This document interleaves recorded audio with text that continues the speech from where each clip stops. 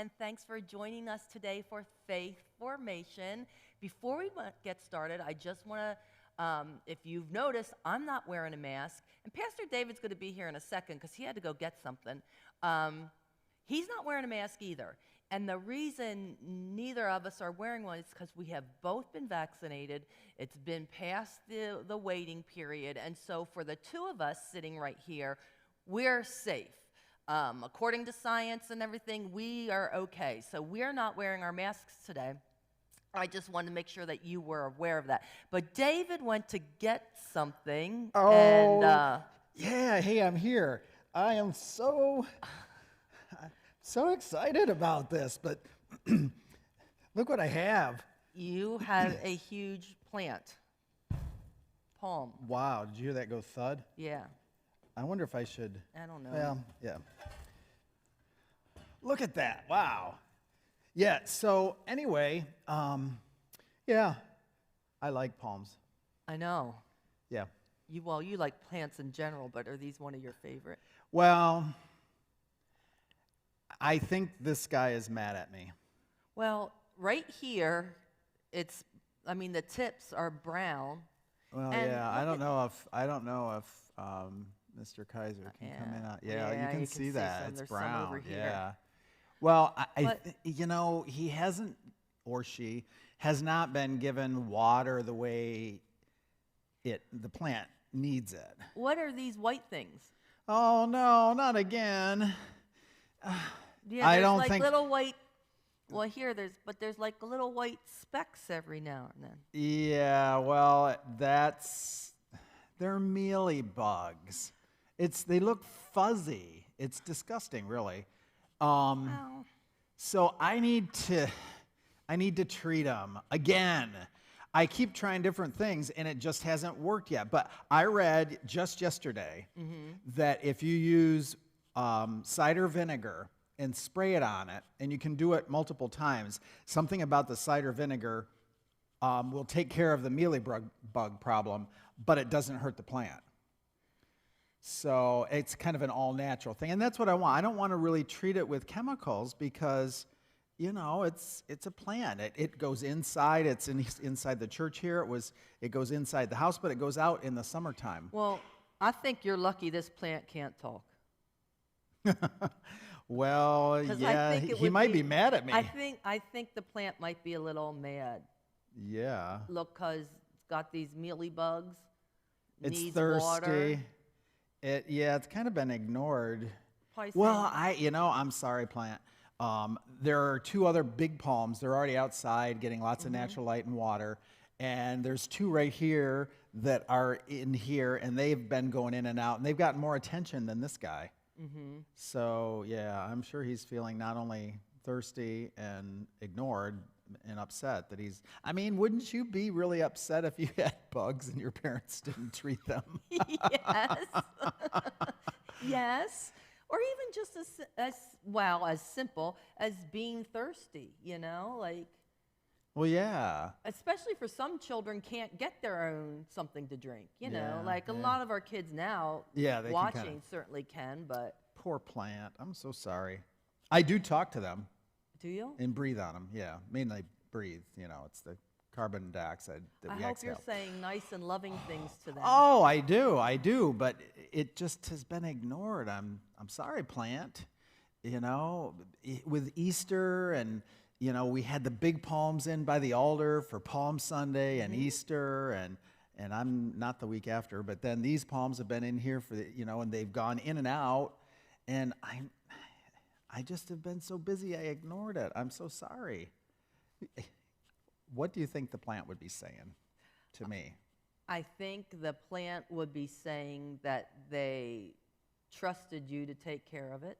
Uh-oh. That hurt. I bet you that's what they're thinking. That hurt. It trusted me and I broke its trust. Yeah, ouch. Like it needs help. It can't. Should I ask the plant for forgiveness? Perhaps. It can't take care of itself. It has to rely on you or somebody. Yeah. As a lot of plants. Well, and one thing, when I take it outside, and maybe I'll do that this afternoon, when I take it outside, I have to protect it from the sun at first, you know. Kids, we're getting into the outdoor season, and when you go outside and play for a long time, and it's warm and it's sunny out, you too need to be protected because the sun can have harmful rays. And in the same way, I've learned, I didn't know this initially, but I learned that you can't just put this palm, because it's been inside, it's been protected from the real harsh sun rays. It takes a while for the plant to get used to that. So I have to kind of, on the patio, I have umbrellas, and I kind of use the umbrellas just like we use sunscreen or clothing to protect us. So it needs to be protected when I put it out, but it's got a lot of other things. I'm so sorry, plant. I have some plants who probably are mad at me because I put them out in the sun, and it was on a colder day, but there wasn't freezing temperatures. And I put them out in the sun because they're house plants, and they just needed some more light. something. Yeah. So. Did they get sunburned? Oh man, they all died. Oh wow. And they didn't come back to life. Like I watered them, thought, okay, if I just water them or whatever, and they didn't. Now the spider plant is reviving, but the others. Well, that's kind of like this guy here. Oh yeah. He's got one bloom, and he's gone through a bloom cycle. It's an orchid, but look at him. He's pretty unhappy, and I need to do something with him. I'm not sure what, but he had some of those same bugs, and I had treated him. They said to use rubbing alcohol and a little Q-tip, like you clean your ears with. Yeah. Kids, you know what a Q-tip is. And so I would dip it in the rubbing alcohol and put it on top of the mealybugs. And but I think maybe it's just because it's kind of gone. Here's a bloom right here that fell down, and it's kind of gone through its bloom cycle. But there's one bloom left, and I need to. But I'll trim these back, the spikes, and then it respikes. But usually when it's cold. But I did kick it outside here. It picked up a leaf. I don't know, Brooke. You know, the plants are hard, but you know, it's like all of the world. When you think about it, these plants, the plants that your plants and these plants of mine, when we think about it, they're kind of like just a little tip of the iceberg of what's going on in the world right now. Well, yeah, that's what I was thinking too. It's just a little bit. Hey, did you know though, thinking of plants, Earth Day is this week. Really? Yeah. What day is it? The 22nd, which is that's my mother's birthday. Oh, how cool! So you have something to remember your mom's birthday and Earth Day. I don't think I've ever put the two of those together. I'm going to have to put that together because I remember my mom, and there's another lady in our church, Miss Deb, Deb Taylor, whose birthday is on the same day as my mother. There may be somebody else, but I know that Deb Taylor's birthday is on April 22nd. But it's Earth Day, yeah. And goodness, if these two plants could talk, they would be saying, "We don't trust you anymore. We're mad at you." Yeah. Imagine what the world would be saying to us kids. You know, what would the glaciers be saying? They're melting. I'm melting. I'm shrinking. Yeah, help me, help me. Or even, animals and fish and birds. Yeah. Think about the fish in the Susquehanna River. There have been lots of studies and documented problems with all of the chemicals that are treated in the farmland, the fertilizers and things that make the crops grow well. They may help the crops grow, but then they get into the water, and then they don't help the water, and then the fish ingest some of this stuff. And it's not just that. They said that there's microplastics, little pieces of plastic that fish are ingesting, not just in like the Susquehanna, but in the ocean. Well, and it's getting into our food stream. Well, that's what I was going to say. I remember when we were at the National Youth Event in Disney, there was a young man. He was still a teenager, and he was an activist. And I forget exactly what he developed, but his concern was the amount of plastic bottles that are found in the ocean. Yeah. And how that affects the sea life. Well, yeah, I mean, because these pieces of plastic, some are bigger, but over time it breaks down, but it breaks down into smaller pieces and smaller pieces, but it still doesn't completely break down. I don't know where, I think, yeah, if if the earth could talk, it would probably say, I don't trust you and you humans anymore. Yeah. I was a special place to nurture life and abundance and food and fruit and all kinds of things for you, and you broke my trust. And it might be mad too. You know, have you ever thought like these extra, like right now, I read on the internet last night, there is a huge super typhoon. And kids, a typhoon is like a hurricane or a tropical storm, except it's just the name they give to it in the Pacific Basin, which is the Pacific Ocean, and those big storms that hit Asia or Australia, in that area over there, they call them typhoons, just like our hurricanes. And they said it's the strongest typhoon ever this early in the season. And it's kind of brushing close to the Philippine Islands, and they're concerned. And I wonder if these big storms, we've always had these big storms, but the bigger they are right now, I wonder if that's the Earth's way of saying, I'm a little ticked off at you. Here, take that. Yeah, I don't know. Because all of these plants, I mean, it's all God's creation. Well, yeah. But I mean, honestly, I've seen in Florida, my parents used to live there, and I would go down to visit a lot, kids, and that's where I came to love palm trees, is in Florida. Because my parents had palms, and I helped plant palms. I saw them grow from this big to really tall trees, different varieties. And in a tropical storm or a hurricane, sometimes the tops of the palms literally blow off, but they grow from the inside out, and so they regenerate. So even in the destructive forces of nature, there's regeneration and the possibility of them regrowing. That's what I mean, kids. They regrow. They grow out of from the center, and they put new leaves, and they continue to grow.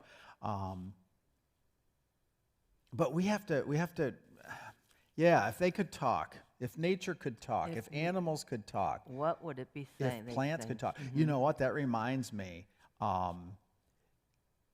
Jesus was teaching the disciples one time, and he was saying how he was God's son, and different people were disagreeing and saying, you can't say that. You can't claim to be God's son.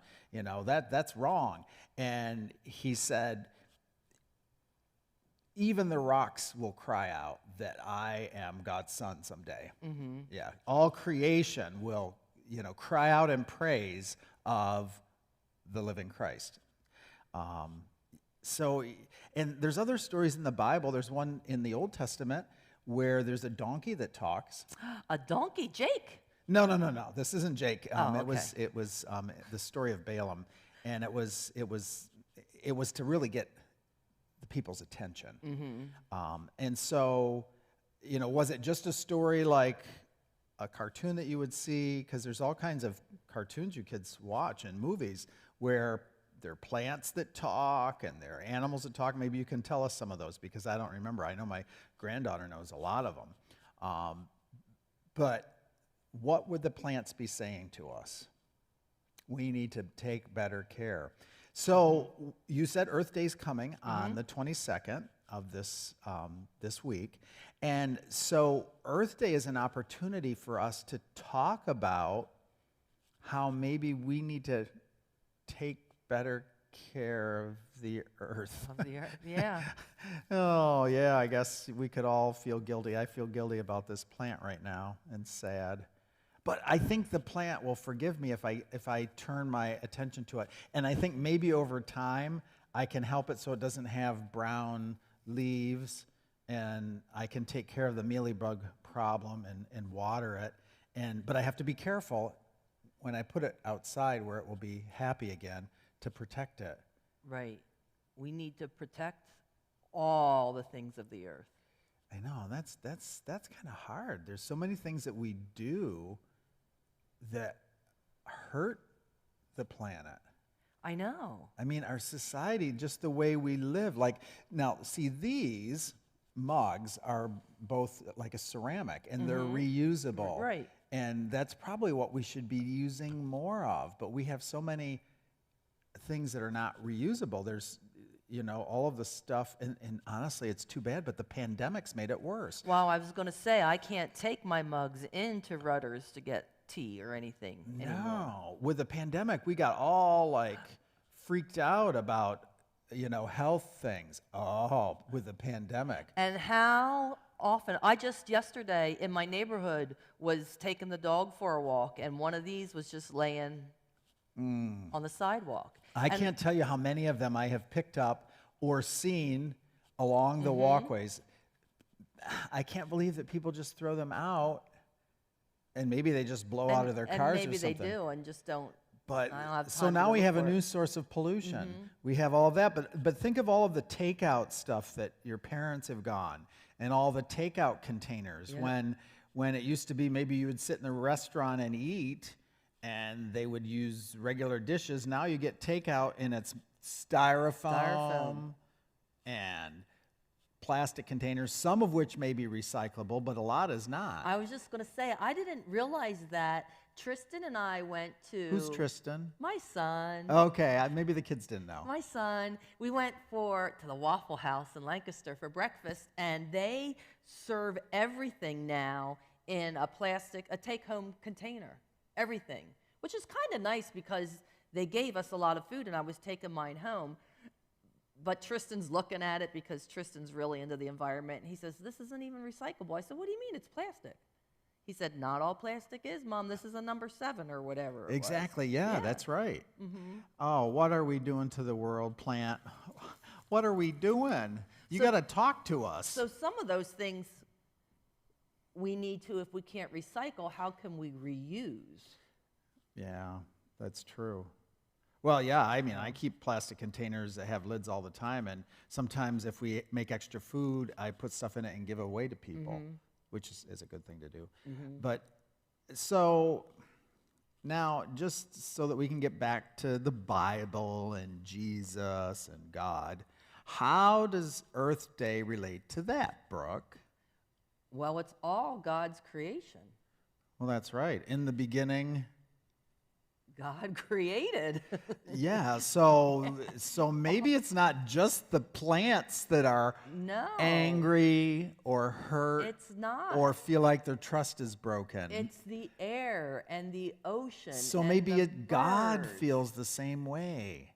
Well, I was thinking too when we were just talking a little bit that, if plants could talk, maybe we need to stop sometime in our day and listen to what God is saying to us about the environment. Well, yeah. I mean, we say that all the time. When we do the Old Testament lesson, sometimes we'll say, God is still speaking. And what do the people respond? Are we listening? ? So if God is still speaking through the air, through the trees, through the wind rustling, through the water bubbling in the brook, through the sun shining or the tropical storms, if God is still speaking, are we listening? Because I will admit that I probably don't seek God to how he wants me to treat the environment. Okay. You know what I mean? Like when I talk to God, I don't necessarily bring up the environment. Oh, okay. Well, But it is his creation. Well, or her creation. Or her creation, yeah. So that is something that, for me, I'm speaking for me, I don't know, maybe people can relate to that or not. Maybe that's something I need to intentionally in my prayer life. So kids that are listening, what do you think nature is saying to us? What do you think this palm tree is saying? What do you think that the trees and plants in your yard or the birds and bunnies and squirrels in your yard, what do you think they are saying to you? Well, that'll be interesting. Could they be God's voice to us? I mean, because God speaks to us, we believe, through the Bible and the Bible stories, and we tell them, and kids learn those in Sunday school, and in church we talk about it. We believe God speaks to us through Bible stories, We believe that God speaks to us through other people. There have been times, Brooke, when you have shared things that really just like make me think, wow, yeah, Brooke's got a point. That's God talking through Brooke. They're saying you need to take care of us. Okay, yeah, we need to take care of us, just like our children. You know, Yeah. we need to feed and help clothe and bathe and shelter them and protect. We need to do the same thing for the earth. We need to take care of the earth. Wow. Yeah, and you know what? In the Psalms, it talks about how nature speaks to us. The heavens declare the glory of God. The firmament, or the earth, declares his handiwork or his praise. So it's in the Bible that God speaks to us through nature. It declares the majesty of God, the power of God. But it could also probably tell us we're hurting the earth too. You know, in the same way when we cut, we bleed, that's a sign that something's wrong with our body. Or we might cry out in pain. You're walking down, and I did this gardening several years ago. I was walking along the sidewalk on the side of the church here, and it wasn't even, and I twisted my ankle, and I ended up going to see, because I wasn't sure if I had damaged it. It was just a sprain. But I cried out in pain, like when I twisted it, like I knew I did something. I'm like, ouch, you know? And so maybe the earth is crying out in pain. Maybe. And so we need to pay attention. Yeah, we do. We do. So, you know, Earth Day is a reminder for us about how we treat the earth. But really, that's not just a one day a year kind of thing. No, and that reminded me, in the summertime, usually in the month of August now, we've been observing what we call the season of creation. And that whole month we devote to learning about what the Bible says about the world and thinking about oceans and mountains and rivers and wilderness and grasslands and trees and all of those kinds of things that God can speak to us through. So yeah, it's not just one day. So yeah, on April 22nd, this year, kids, absolutely celebrate the earth that is our home, this beautiful place that God has given to us, but also be reminded that we have to care for it, but not just one day. Because if I care for this plant for just one day, what do you think it's going to look like 364 days later? Browner than it is. Yeah, it may not even be alive. I don't know. If it didn't get any water or have any care, whoa, it could be really sad. So, that's a sobering thought. We need to do a lot more to care for our world. Yeah, we do. We do. I feel kind of bummed. I'm sorry. Yeah, I didn't mean to. No, I know that, but it's kind of like. Well, it's just a big responsibility. So, it is. But you know what? I'm not bummed because I know that you kids are smart. I know that you kids are learning in school about the world that God's made and the environment. And I know that your generation is going to develop some tools that will help us to overcome some of the bad things that we've done to the environment. Like right now, solar and wind energy is an alternative source, a renewable source. So there's a lot of focus on renewable energy as opposed to coal and gas and oil that are non-renewable. And in the process of burning those, it releases harmful things into the air. And then that's what has been causing some of our global warming. Or they think it's causing global warming. I don't want to state it like I know that for scientific fact, but there's a lot of scientific evidence that seems to indicate that it's causing global warming. So as we have renewables and we use technology, we can kind of overcome some of the ways that we're harming the earth. And so I believe that you kids, as you continue to learn and grow and study and know that God is in the work that you can do and with your schoolwork and your minds, that you could create the solutions to some of the problems that we have created as human beings. I'm laughing at myself because in the last few days I've been talking to people about solar energy. I've had solar panels. Really? Yeah, for about a year and a half. And how cool is that? love them. love them. And I've noticed a difference with the heating and air conditioning That's in my wonderful. household. I didn't know that. But really, when I got those solar panels, it was really a financial thing. I didn't think, again, this is one of the things I don't think nature and environment and stuff first. I thought money first. You know that, and it's saving me. Oh, it is saving me money. But it is saving the environment too. It's my part in saving the environment. Well, and I think that's a little bit. We have to, once we get some of these solutions and get a lot of people doing the same thing, and yeah, so we need to pray for that as a church, that we would be as concerned about the world that we are giving to our children and grandchildren as we are concerned about meeting our own needs. That's we can't be selfish, and that's Right. some of what we're doing to the earth is kind of selfish. Absolutely, it is. It's all about our generation not taking into account that there are going to be others that will live after us, and then we're creating problems. Just like some of the places that these super fun cleanup sites, kids, may not know what it is, but it's toxic chemicals that were left from a generation ago or 2 generations ago, and we've learned that it kills trees and plants and things, and so we have to clean that up and kind of get rid of that toxic waste that's in the world. I'm saying this out loud, and there's probably people out here that might be listening and might want to throw tomatoes or something at me, but I'm going to say it. So when we were doing our breakfasts, we use plates. We don't use paper plates. We use the real thing. Well, that was good. Yeah. Well, that's really good. Well, why would they throw tomatoes? No, because of the next thing I'm going to say. Oh, okay. We've got a gazillion of those plates in this building, so why don't we use them for like the Palm Sunday dinner and our breakfasts? Oh, I see why they throw. Well, yeah, because then somebody's got to clean up. But you're right.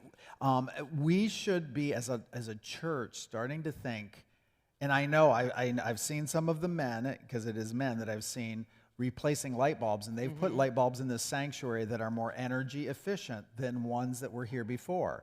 And so we as a church need to continually think not just about saving money, but also how can what we do be better for the environment at the same time. It's not an either or, it's both. And.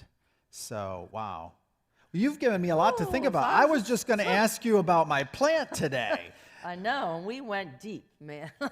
Wow, yeah, so kids, celebrate Earth Day. Remember that God created the heavens and earth, and that we are made in the image of God. Male and female are made in the image of God, because, Brooke, you're made in the image of God, and all of you girls out there are made in the image of God. All you boys out there are made in the image of God. All of you children that are questioning your sexual identity or gender, you are made in the image of God. So male and femaleness all reflects God, and all of creation reflects God. So let's go be good stewards of what God has given to us. Yes.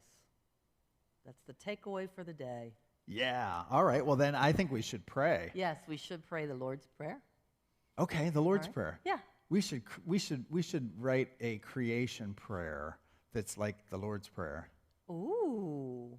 Maybe the kids could help us do that. I was just going to say, maybe anybody listening could help that. Yeah, Our Father who art in heaven. So our creation prayer could be recognize the maleness and femaleness. Our Mother, Father, who lives in heaven, who created the earth. It could be, wouldn't that be cool? Oh, yeah.